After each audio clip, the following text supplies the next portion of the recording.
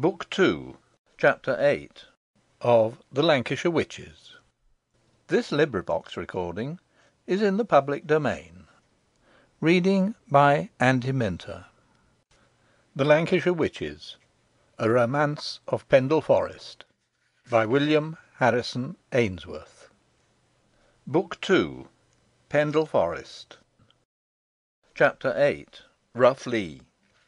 On returning from their unsuccessful pursuit of James Device, the two Asshetons found Roger Nowell haranguing the hinds, who, on the flight of their leader, would have taken to their heels likewise, if they had not been detained, partly by the energetic efforts of Sparshot and the grooms, and partly by the exhortations and menaces of the magistrate and Holden. As it was, two or three contrived to get away, and fled across the moor, whither the reeve pretended to pursue them, while those left behind were taken sharply to task by Roger Nowell. "Listen to me," he cried, "and take good heed to what I say, for it concerns you nearly. Strange and dreadful things have come under my observation on the way hither.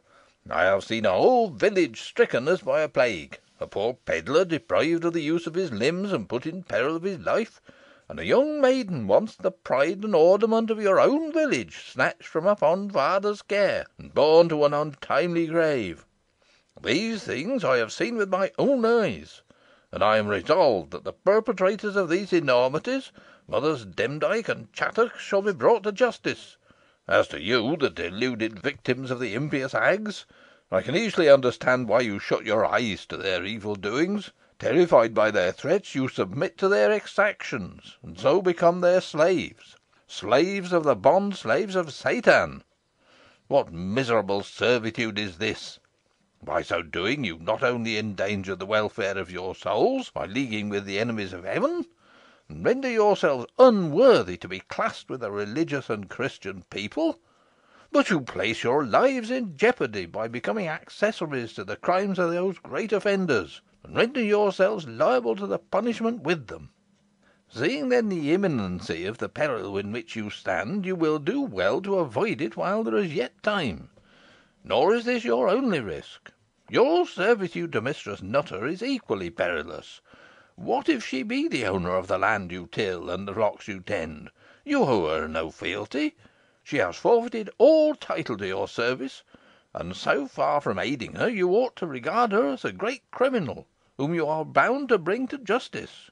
I have now incontestable proofs of her dealing in the black art, and can show that by witchcraft she has altered the face of this country with the intent to rob me of my land." Holden now took up the theme. The finger of Heaven is pointed against such robbery," he cried. "Cursed is he, saith the Scripture, that removeth his neighbour's landmark.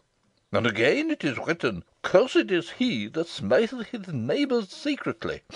Both these things hath Mistress Nutter done, and for both she shall incur divine vengeance." "Neither shall she escape that of man," added Roger Nowell, severely, "for our sovereign lord hath enacted that all persons employing or rewarding any evil spirit shall be held guilty of felony, and shall suffer death. And death will be her portion, for such demoniacal agency most assuredly hath she employed." The magistrate here paused for a moment to regard his audience, and reading in their terrified looks that his address had produced the desired impression, he continued with increased severity. "These wicked women shall trouble the land no longer. They shall be arrested and brought to judgment, and if you do not heartily bestir yourselves in their capture, and undertake to appear in evidence against them, you shall be held and dealt with as accessories in their crimes."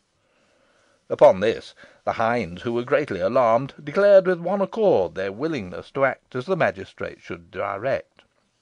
"You do wisely," cried Potts, who by this time had made his way back to the assemblage, covered from head to foot with ooze, as on his former misadventures. "Mistress Nutter and the two old hags who hold you in thrall would lead you to destruction. For understand, it is the firm determination of my respected client, Master Roger Nowell, as well as myself, not to relax in our exertions till the whole of these pestilent witches who trouble the country be swept away, and to spare none who assist and uphold them." The hinds stared aghast, for so grim was the appearance of the attorney, that they almost thought that Hobhurst, the lubber fiend, was addressing them. At this moment old Henry Mitton came up. He had partially recovered from the stunning effects of the blow dealt him by James Device, but his head was cut open, and his white locks were dabbled in blood. Pushing his way through the assembly, he stood before the magistrate. "If you want a witness again that foul murderess and witch, Alice Nutter, call me, Master Roger Nowell," he said. "I can take my Bible oath that the whole face of this country has been changed since yesternight by her handiwork. Call me also to speak to her former life, to her intimacy with Mother Demdike and old Chattox. Call me to prove her constant attendance at Devil's Sabbath on Pendle Hill and elsewhere, with other black and damning offences, and among them the murder by witchcraft of her husband, Richard Nutter." A thrill of horror pervaded the assemblage at this denunciation, and Master Potts, who was being cleansed from his sable stains by one of the grooms, cried out "This is the very man for us, my excellent client. Your name and abode, friend?" "Harry Mitton of Rough Lee," replied the old man. "I ha' dwelt there 70 years and upwards, and ha' known the feyther and grandfeyther of Richard Nutter, and also Alice Nutter, when she were Alice Assheton. Call me, sir, and all you want to know you shall learn." "We will call you, my good friend," said Potts; "and if you have sustained any private wrongs from Mistress Nutter, they shall be amply redressed." "Ay, I ha' endured much at her hands," rejoined Mitton, "boh ey dunna speak o' myself. It be high time that Owd Scrat should have his claws clipped, and honest folk be allowed to live in peace." "Very true, my worthy friend, very true," assented Potts. An immediate return to Whalley was now proposed by Nowell, but Master Potts was of the opinion that, as they were in the neighbourhood of Malkin Tower, they should proceed thither at once, and effect the arrest of Mother Demdike, after which Mother Chattox could be sought out and secured. The presence of these two witches would be most important, he declared, in the examination of Mistress Nutter. Hue and cry for the fugitive, James Device, ought also to be made throughout the forest. Confounded by what they had heard, Richard and Nicholas had hitherto taken no part in the proceedings, but they now seconded Master Potts's proposition, hoping that the time occupied by the visit to Malkin Tower would prove serviceable to Mistress Nutter, for they did not doubt that intelligence would be conveyed to her by some of her agents of Nowell's intention to arrest her. Additional encouragement was given to the plan by the arrival of Richard Baldwyn, who at this juncture rode furiously up to the party. "Well, ha' you settled your business here, Master Nowell?" he asked, in breathless anxiety. "We have so far settled it, that we have established proofs of witchcraft against Mistress Nutter," replied Nowell. "Can you speak to her character, Baldwyn?" "Ay, that I con," rejoined the miller, "and nowt good. I wish to see these mischievous witches burned, and that's why I ha' ridden after you, Master Nowell. I want your help and a magistrate against Mother Demdike. You are a constable wi' her, and so can arrest her at once." "You have come most opportunely, Baldwyn," observed Potts. "We were just considering whether we should go to Malkin Tower." "Then decide on't," rejoined the miller, "or th' owd hag will escape you. Tak her unawares." "I don't know that we shall take her unawares, Baldwyn," said Potts, "but I am decidedly of opinion that we should go thither without delay. Is Malkin Tower far off?" "'Bout a mile fro' Rough Lee," replied the miller. "Go back wi' me to th' mill, where you can refresh yourselves, and I'll get together some dozen of my friends, and then we'll go up to th' tower together." "A very good suggestion," said Potts, "and no doubt Master Nowell will accede to it." "We have force enough already, it appears to me," observed Nowell. "I should think so," replied Richard. "Some dozen men armed against a poor defenceless old woman are surely enough." "Oh, boh nah defenceless, Mester Ruchot," rejoined Baldwyn. "Yo canna go wi' too great force on an expedition like this. Malkin Tower's a very strong place, as yo'n find." "Well," said Nowell, "since we are here, I agree with Master Potts that it would be better to secure these two offenders, and convey them to Whalley, where their examination can take place at the same time as that of Mistress Nutter. We therefore accept your offer of refreshment, Baldwin, as some of our party may stand in need of it, and will at once proceed to the mill." "Well resolved, sir," said Potts. "Take the old witch, dead or alive?" cried Baldwin. "Alive! We must have her alive, good Baldwin," said Potts. "You must see her perish at the stake." "Reet, mon," cried the miller, his eyes blazing with fury. "That's true vengeance. I'll ride home and get all ready for you. You know the road." So saying, he struck spurs into his horse, and galloped off. Scarcely was he gone, than the reeve, who had kept out of his sight, came forward.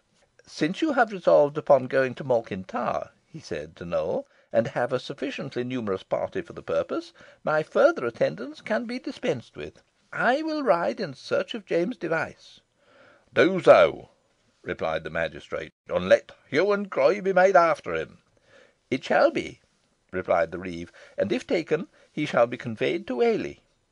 And he made his way towards the clough, as if with the intention of putting his words into execution. Word was now given to set forward, and Master Potts having been accommodated with a horse by one of the grooms, who proceeded on foot, the party began to retrace their course to the mill. They were soon again by the side of Pendle Water, and ere long reached Rough Lee. As they rode through the close at the back of the mansion, Roger Nowell halted for a moment, and observed with a grim smile to Richard, "Never more shall Mistress Nutter enter that house. Within a week she shall be lodged in Lancaster Castle as a felon of the darkest dye, and she shall meet a felon's fate. And not only shall she be sent thither, but all her partners in guilt, Mother Demdike and her accursed brood, the Devices, old Chattox and her granddaughter, Nance Redferne, not one shall escape." "You do not include Alizon Device in your list," cried Richard. "I include all. I will spare none," rejoined Nowell, sternly. "Then I will move no further with you," said Richard. "How!" cried Nowell. "Are you an upholder of these witches? Beware what you do, young man. Beware how you take part with them. You will bring suspicion upon yourself, and get entangled in a net from which you will not easily escape." "I care not what may happen to me," rejoined Richard.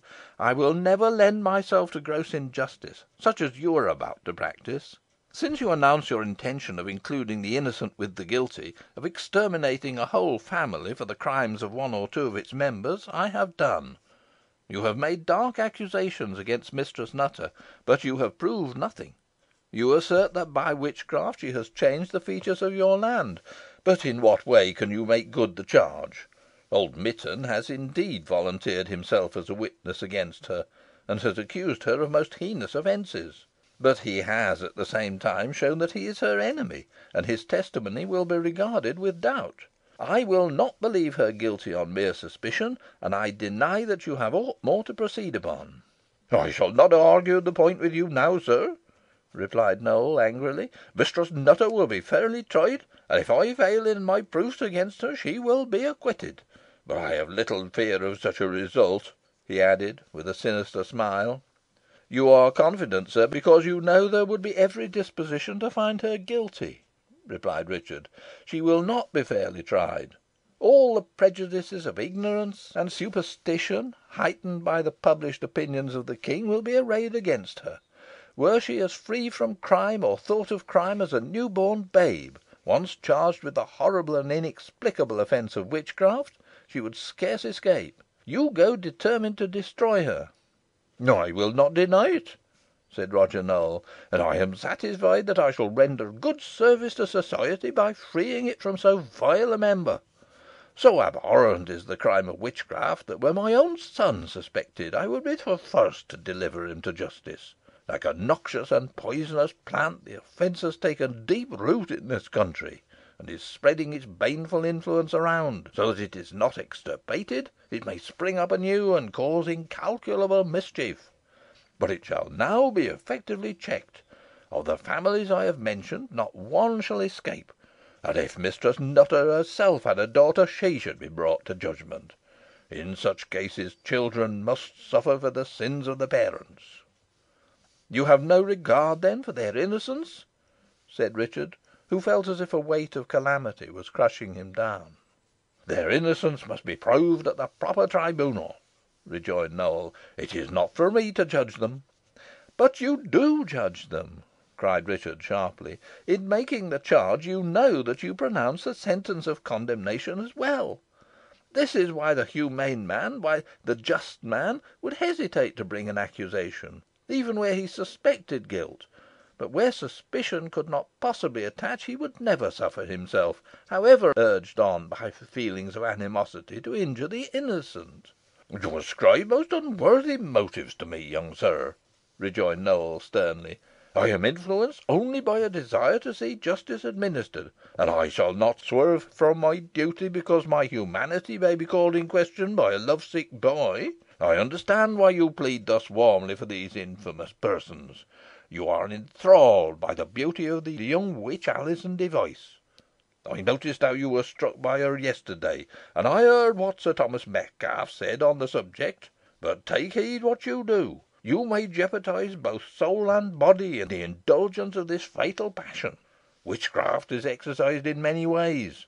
Its professors have not only power to maim and to kill, and to do other active mischief, but to ensnare the affections and endanger the souls of their victims by enticing them to unhallowed love. Alizon Device is comely to view, no doubt, but who shall say whence her beauty is derived? Hell may have arrayed her in its fatal charms. Sin is beautiful, but all destructive, and the time will come when you may thank me for delivering you from the snares of this seductive siren." Richard uttered an angry exclamation. "Not now. I do not expect it. You are too much besotted by her," pursued Nowell. "But I conjure you to cast off this wicked and senseless passion, which, unless checked, will lead you to perdition. You have heard what abominable rites are practised at these unholy meetings, called Devil's Sabbaths, and how can you say that some demon may not be your rival in Alizon's love?" "You pass all licence, sir," cried Richard, infuriated past endurance; "and if you do not instantly retract the infamous accusation you have made, neither your age nor your office shall protect you." "I can fortunately protect myself, young man," replied Nowell, coldly; "and if aught were wanting to confirm my suspicions that you were under some evil influence, it would be supplied by your present conduct. You are bewitched by this girl." "It is false," cried Richard, and he raised his hand against the magistrate, when Nicholas quickly interposed. "Nay, cousin Dick," cried the squire, "this must not be. You must take other means of defending the poor girl, whose innocence I will maintain as stoutly as yourself. But since Master Roger Nowell is resolved to proceed to extremities, I shall likewise take leave to retire." "Your pardon, sir," rejoined Nowell. "You will not withdraw till I think fit. Master Richard Assheton, forgetful alike of the respect due to age and constituted authority, has ventured to raise his hand against me, for which, if I chose, I could place him in immediate arrest. But I have no such intention. On the contrary, I am willing to overlook the insult, attributing it to the frenzy by which he is possessed. But both he and you, Master Nicholas, are mistaken if you suppose I will permit you to retire. As a magistrate, in the exercise of my office, I call upon you both to aid me in the capture of the two notorious witches, Mothers Demdike and Chattox, and not to desist or depart from me till such capture be effected. You know the penalty of refusal?" "Heavy fine or imprisonment, at the option of the magistrate," remarked Potts. "My cousin Nicholas will do as he pleases," observed Richard; "but for my part I will not stir a step further." "Nor will I," added Nicholas, "unless I have Master Nowell's solemn pledge that he will take no proceedings against Alizon Device." "You can give no such assurance, sir," whispered Potts, seeing the magistrate wavered in his resolution. "You must go, then," said Nowell, "and take the consequences of your refusal to act with me. Your relationship to Mistress Nutter will not tell in your favour." "I understand the implied threat," said Nicholas, "and laugh at it. Richard, lad, I am with you. Let him catch the witches himself if he can. I will not budge an inch further with him." "Very well, then, gentlemen," replied Roger Nowell. "I am sorry to part company with you thus, but when next we meet," and he paused. "We meet as enemies, I presume," supplied Nicholas. "We meet no longer as friends," rejoined the magistrate, coldly. With this he moved forward with the rest of the troop, while the two Asshetons, after a moment's consultation, passed through a gate, and made their way to the back of the mansion, where they found one or two men on the look out, from whom they received intelligence which induced them immediately to spring from their horses and hurry into the house. Arrived at the principal entrance of the mansion, which was formed by large gates of open ironwork, admitting a view of the garden and front of the house, Roger Nowell again called a halt, and Master Potts, at his request, addressed the porter and two other serving men who were standing in the garden in this fashion: "Pay attention to what I say to you, my men," he cried, in a loud and authoritative voice. "A warrant will this day be issued for the arrest of Alice Nutter of Rough Lee, in whose service you have hitherto dwelt, and who is charged with the dreadful crime of witchcraft, and with invoking, consulting, and covenanting with, entertaining, employing, feeding, and rewarding evil spirits, contrary to the laws of God and man, and in express violation of his Majesty's statute. Now take notice, that if the said Alice Nutter shall at any time hereafter return to this her former abode, or take refuge within it, you are hereby bound to deliver her up forthwith to the nearest constable, to be by him brought before the worshipful Master Roger Nowell of Read, in this county, so that she may be examined by him on these charges. You hear what I have said?" The men exchanged significant glances, but made no reply. Potts was about to address them, but to his surprise he saw the central door of the house thrown open, and Mistress Nutter issue from it. She marched slowly and majestically down the broad gravel walk towards the gate. The attorney could scarcely believe his eyes, and he exclaimed to the magistrate, with a chuckle, "Who would have thought of this? We have her safe enough now." But no corresponding smile played upon Nowell's hard lips. His gaze was fixed inquiringly upon the lady. Another surprise. From the same door issued Alizon Device, escorted by Nicholas and Richard Assheton, who walked on either side of her, and the three followed Mistress Nutter slowly down the broad walk. Such a display seemed to argue no want of confidence. Alizon did not look towards the group outside the gates, but seemed listening eagerly to what Richard was saying to her. "So, Master Nowell," cried Mistress Nutter, boldly, "since you find yourself defeated in the claims you have made against my property, you are seeking to revenge yourself, I understand, by bringing charges against me as false as they are calumnious. But I defy your malice, and can defend myself against your violence." "If I could be astonished at anything in you, madam, I should be at your audacity," rejoined Nowell; "but I am glad that you have presented yourself before me, for it was my fixed intention, on my return to Whalley, to cause your arrest, and your unexpected appearance here enables me to put my design into execution somewhat sooner than I anticipated." Mistress Nutter laughed scornfully. "Sparshot," vociferated Nowell, "enter these gates, and arrest the lady in the King's name." The beadle looked irresolute. He did not like the task. "The gates are fastened," cried Mistress Nutter. "Force them open, then," roared Nowell, dismounting and shaking them furiously. "Bring me a heavy stone. By heaven, I will not be baulked of my prey." "My servants are armed," cried Mistress Nutter, "and the first man who enters shall pay the penalty of his rashness with his life. Bring me a petronel, Blackadder." The order was promptly obeyed by the ill favoured attendant who was stationed near the gate. "I am in earnest," said Mistress Nutter, aiming the petronel, "and seldom miss my mark." "Give attention to me, my men," cried Roger Nowell. "I charge you, in the King's name, to throw open the gate." "And I charge you, in mine, to keep it fast," rejoined Mistress Nutter. "We shall see who will be obeyed." One of the grooms now advanced with a large stone, taken from an adjoining wall, which he threw with great force against the gates, but though it shook them violently, the fastenings continued firm. Blackadder and the two other serving men, all of whom were armed with halberds, now advanced to the gates, and thrusting the points of their weapons through the bars, drove back those who were near them. A short consultation now took place between Nowell and Potts, after which the latter, taking care to keep out of the reach of the halberds, thus delivered himself in a loud voice. "Alice Nutter, in order to avoid the serious consequences which might ensue were the necessary measures taken to effect a forcible entrance to your habitation, the worshipful Master Nowell has thought fit to grant you an hour's respite for reflection, at the expiration of which time he trusts that you, seeing the futility of resisting the law, will quietly yield yourself a prisoner. Otherwise, no further leniency will be shown you, and those who may uphold you in your contumacy." Mistress Nutter laughed loudly and contemptuously. "At the same time," pursued Potts, on a suggestion from the magistrate, "Master Roger Nowell demands that Alice of Device, daughter of Elizabeth Device, whom he beholds in your company, and who is likewise suspected of witchcraft, be likewise delivered up to him." "Aught more?" inquired Mistress Nutter. "Only this," replied Potts, in a taunting tone.